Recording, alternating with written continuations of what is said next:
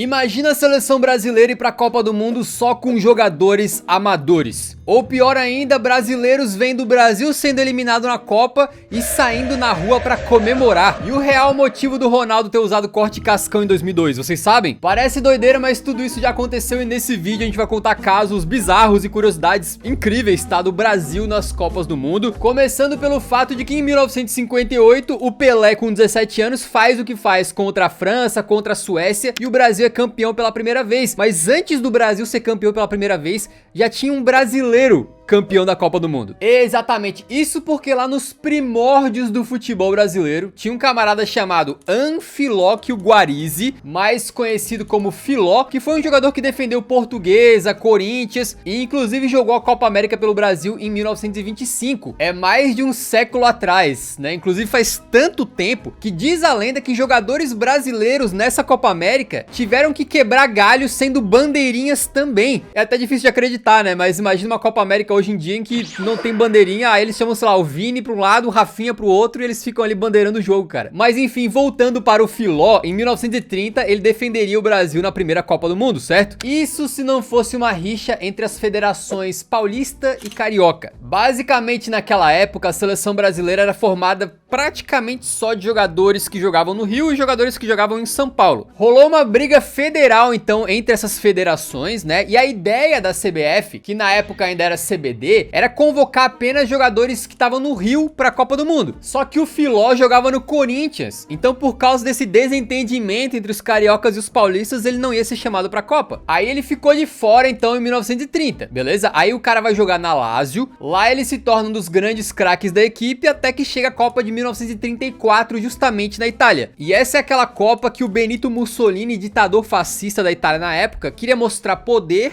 através do futebol. E aí ele mexeu os pauzinhos ali para que tivesse uma facilitação nas regras para que jogadores estrangeiros pudessem ser naturalizados. O Filó foi um deles e assim em 1934 ele defendeu a seleção da Itália na Copa. Ele só participou de um jogo, né, na estreia, mas mesmo assim a Itália foi campeã, então ele é campeão, se tornando nada menos do que o primeiro brasileiro, ítalo-brasileiro nesse caso, né, o primeiro nascido no Brasil a vencer a Copa do Mundo. Faz tanto tempo que o Pelé nem na barriga da mãe dele tava ainda, amigo. Inclusive o Filó é até hoje o único jogador nascido no Brasil que venceu uma Copa do Mundo sem ser pela seleção brasileira. Essa história já é muito interessante, só que as coisas começam a ficar ainda mais fascinantes porque ela tem desdobramentos que mostram de como o futebol era diferente naquela época e como muita coisa era uma zona comparada com os dias de hoje, tá? Lembra que eu falei da rixa ali entre a Federação Paulista e a Carioca de Futebol, certo? Por causa disso, não só o Filó ficou fora da Copa de 30, como todos os jogadores que atuavam em clubes paulistas também. Uma exceção curiosa foi o craque do Santos, o Araquém Patusca, que tava brigado com o Santos. E aí basicamente o que ele fez foi meio que assinar um contrato de última hora com o Flamengo, só pra poder dizer que jogava num time carioca e assim poder jogar a Copa do Mundo. Ele literalmente rescindiu com um, assinou com o outro e foi pra Copa, né? De qualquer forma, o Brasil foi então todo desfalcado pra Copa de 1930, estreou perdendo pra Iugoslávia e mesmo goleando a Bolívia depois, não foi suficiente e a seleção foi eliminada. Só que aqui que vem o plot twist. Lembra daquela rixa? Aparentemente, quando o Brasil caiu da Copa, muitos paulistas estavam dando tiro de foguete e comemorando muito a eliminação do Brasil por causa dessa pataquada em que os jogadores dos times paulistas foram deixados de fora. Se você acha que hoje tem gente que torce contra a seleção brasileira, é porque você não tava vivo nessa época, né, amigo? Eu prometo pra vocês que a gente vai chegar no futebol mais moderno, mas a gente continua nessa época porque tem outro caso maravilhoso, que é o seguinte: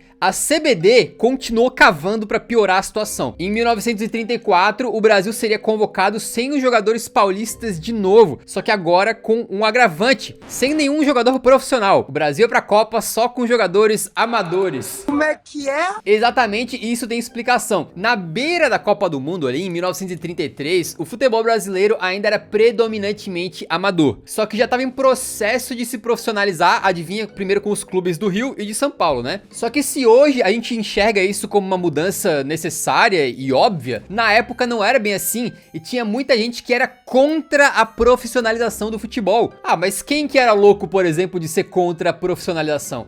A própria CBD, a Confederação Brasileira de Desportos, era contra. E eles eram responsáveis pela seleção brasileira e por fazer a convocação para a Copa de 1934. As federações que já tinham se profissionalizado então ficaram indignadas e resolveram não liberar os seus jogadores para a seleção. Com isso, coube a um dirigente da CBD fazer uma espécie de convocação juntando os melhores jogadores amadores que tinha no país. Basicamente um elenco só de times do Rio de Janeiro, né? Com exceção, claro, dos jogadores do extinto São Paulo da Floresta, que é um nome muito legal para clube e que é um time que existiu rapidamente e depois foi refundado como o atual São Paulo Futebol Clube. Para não levar então a seleção para a Copa só com os jogadores amadores, qual que foi a solução, né? Eles tiveram que meio que contratar alguns jogadores profissionais, pagando dinheiro mesmo para os jogadores assinarem um contrato com a CBD, incluindo, por exemplo, o lendário Leônidas da Silva. Então, por causa de uma rixa contra a profissionalização, o Brasil ia para a Copa todo amador, mas eles mudaram de ideia e de última hora tentaram meio que contratar jogadores, assim, de uma forma muito esquisita, que hoje acho que nem tem como fazer algo assim, né? Mas não adiantou, porque esse catadão do Brasil aí pegou uma viagem de barco de 12 dias para a Europa, com uma preparação completamente precária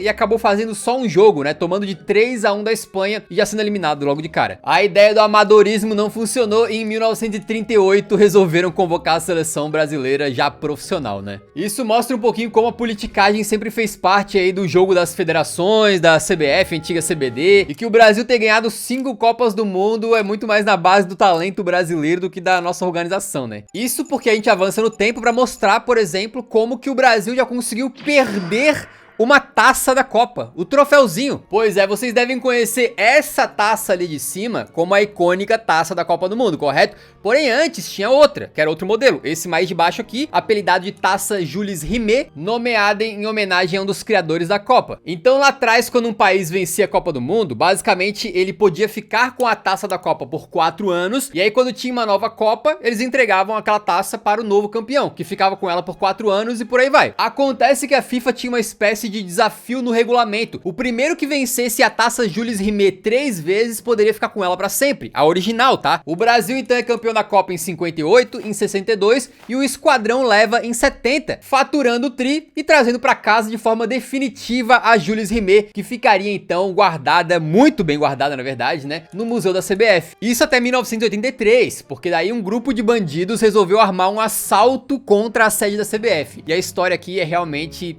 coisa de filme de comédia, tá? Basicamente, o representante do Atlético Mineiro dentro da CBF deu informações confidenciais pros bandidos, né? Ele participou do plano ali. E os ladrões, então, que eram conhecidos como Chico Barbudo e Luiz Bigode...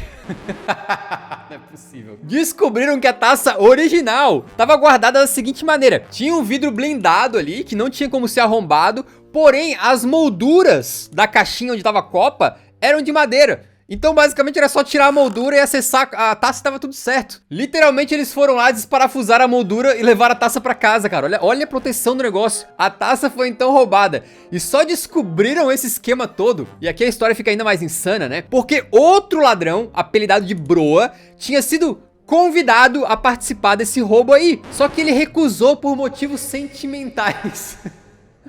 O cara recusou roubar a taça da Copa porque ele amava a seleção brasileira, cara. Olha que doideira. E bom, essa taça aí nunca foi encontrada porque aparentemente ela foi derretida, né, para os caras conseguirem vender o ouro. E o mais absurdo de tudo isso não é nem o roubo, e sim de que eles roubaram a original, enquanto a réplica tava guardada muito bem dentro de um cofre, no mesmo museu. Então tu pensa que a original tava lá, pronta pra ser roubada, enquanto a réplica tava guardada a 7 chaves, né? Por que não era o contrário, que eu não sei. Agora fica a pergunta, se o Brasil... Não é se o Brasil venceu o Hexa. Quando o Brasil venceu o Hexa, vai ter levantado a taça atual da Copa 3 vezes, né? Aí será que a FIFA vai deixar a gente ficar com a taça original pra nós? E falando em roubo, tem outro caso muito engraçado de um roubo que aconteceu em Copa do Mundo, só que dessa vez contra o Brasil. Na Copa de 78 na Argentina, o Brasil enfrentava a Suécia pela fase de grupos e o jogo tava 1-1 até o finalzinho. Eis que no último lance, o Nelinho cobra um escanteio dentro da área, o Zico sobe de cabeça, manda um testaraço e é gol do Brasil. Todo mundo comemora, mais uma vitória brasileira, pá. Não, porque o jogo acabou. Ué, mas como que o jogo acabou se a bola tava na área e o Zico fez o gol? Acontece que o juiz apitou o fim do jogo com a bola no ar. A bola estava chegando na cabeça do Zico, o juiz viu e acabou o jogo. Todo mundo aqui já viu o juiz encerrar o jogo antes da cobrança de um escanteio. Agora com a bola no ar, O Zico tava olhando pra pelota já. E o juizão foi lá e apitou. Creio pra mim que não dá pra dizer que isso aqui foi erro de arbitragem. Acho que o cara tava mal intencionado. Não é possível, ninguém termina um jogo dessa maneira. Mesmo sendo futebol mais antigo, pô, era a década de 70. Não é como se a gente estivesse falando de um jogo lá de 1800 e xiximbola, né? Bom, foi uma coisa tão grotesca que esse árbitro aí foi suspenso e nunca mais atuou em jogo de Copa do Mundo. E se nesse jogo aí o Brasil foi prejudicado, só entre nós aqui, o Brasil também já foi favorecido em Copa do Mundo, tá? Como vocês sabem muito bem pela musiquinha... Na Copa de 62, o Pelé machucou e quem acabou puxando o protagonismo e sendo o grande craque do Brasil na Copa foi o Garrincha. Acontece que a semifinal contra o Chile foi bastante pegada e depois de ter sido caçado um pouco ali dentro de campo, né, o Garrincha resolveu ir pra cima de um chileno e acabou sendo expulso. Porém, o detalhe é que mesmo sendo expulso na semi, o Garrincha jogou a final. Mas daí tu pergunta como, né? Será que naquela época a expulsão não deixava o cara suspenso pro jogo seguinte? Não, deixava sim. Então como que ele jogou? Esse caso aqui, ele é meio que daqueles nebulosos em que ninguém tem uma resposta certa e apenas algumas pistas ou teorias, tá? Uma das teorias é de que os chilenos estavam recebendo essa Copa em casa, né? E eles queriam muito ver o Garrincha jogar a final. Então eles pediram pra abrir uma exceção e deixar o cara jogar. Outros dizem que a própria Tchecoslováquia, que era adversária do Brasil na final, queria ver o Garrincha em campo, de tão bola que ele era. O Brasil, obviamente, também queria ter o Garrincha em campo. Então... todo mundo queria, por que não deixar o cara jogar, né? Aí o que fizeram foi dar um sumiço no árbitro responsável por registrar essa expulsão na súmula. Que tipo de sumiço que foi dado? Não se sabe exatamente. Alguns dizem que ele foi literalmente subornado, outros contam que a organização da Copa forçou ele a fazer uma viagem às pressas pra sair dali. Mas aconteça o que tiver acontecido, o fato é que a expulsão não foi registrada na súmula e o Garrincha, pra nossa alegria, jogou aquela final e o Brasil foi campeão. E o mais bizarro é que isso nem foi a coisa mais insana que aconteceu com o Mané Garrincha nessa Copa, tá? Isso porque nas quartas de final contra a Inglaterra, um cachorro invadiu o campo e começou a driblar todo mundo, inclusive o próprio Garrincha. Um dos maiores dribladores da história foi driblado por um cãozinho. E aí quem conseguiu realmente segurar o cachorro para tirar ele de campo foi o inglês Jimmy Greaves, lenda do Tottenham e do Chelsea.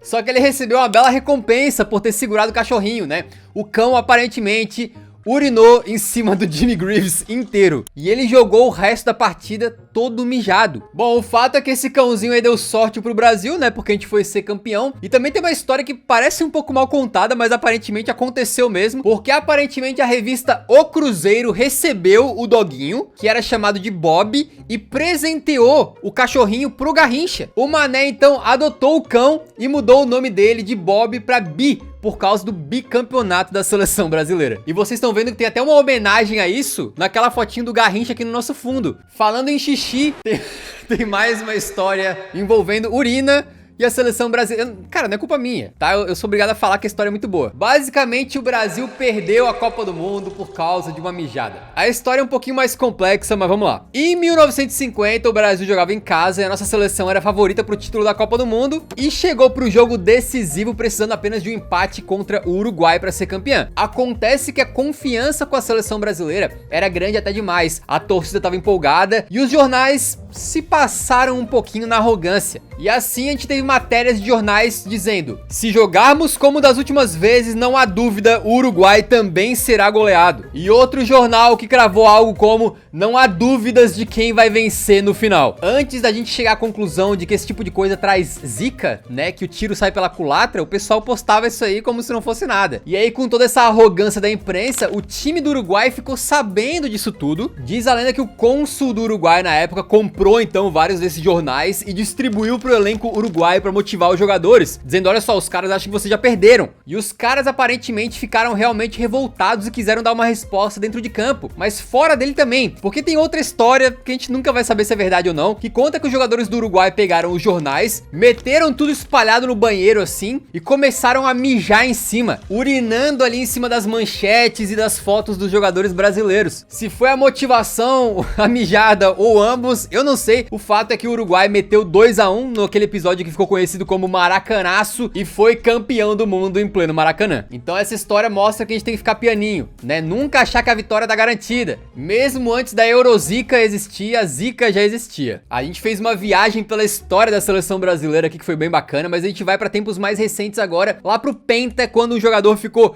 de fora dessa conquista maravilhosa por conta de um motivo muito bobo. O volante Emerson era homem de confiança do técnico Filipão e inclusive era o capitão da seleção no ciclo pra Copa de 2002, no que um diazinho antes da estreia do Brasil na Copa, o Brasil fazia um rachão ali bem descontraído com alguns jogadores em posições diferentes, mas pra brincar, aquecer mesmo, né? E aí foi que o Emerson teve a grande ideia de jogar no gol, né? Ele foi pegar de goleiro no rachão. Só que antes de Copa, amigo, tu não brinca, porque o que aconteceu foi que o Rivaldo mandou uma bola pro gol, o Emerson tentou mostrar que era o novo Tafarel e com isso ele tentou ser goleiro, mas acabou tendo uma luxação no ombro. Resultado, foi imediatamente cortado do grupo da seleção brasileira pra Copa. Então hoje a gente associa rapidamente o Penta com o Cafu, né? Com aquelas fotos que passaram no mundo inteiro, ele levantando a taça ali, Jardim Irene, aquela coisa toda. Mas se o Emerson tivesse ido mais na maciota no treino, não tivesse arriscado, provavelmente seria ele, o nosso capitão, levantando o Penta lá em 2002. Quem se deu bem nessa foi o Ricardinho, né? Que já tava em casa com a família, preparado pra ver a Copa, não tinha mais a menor expectativa de ser convocado, mas com o corte do Emerson foi chamado literalmente nas últimas horas, embarcou para a Ásia e ficou marcado como mais um jogador daquele grupo pentacampeão. Outro pentacampeão, claro, foi o Ronaldo Fenômeno, que para aquela Copa acabou adotando o famoso corte cascão, né? Raspado,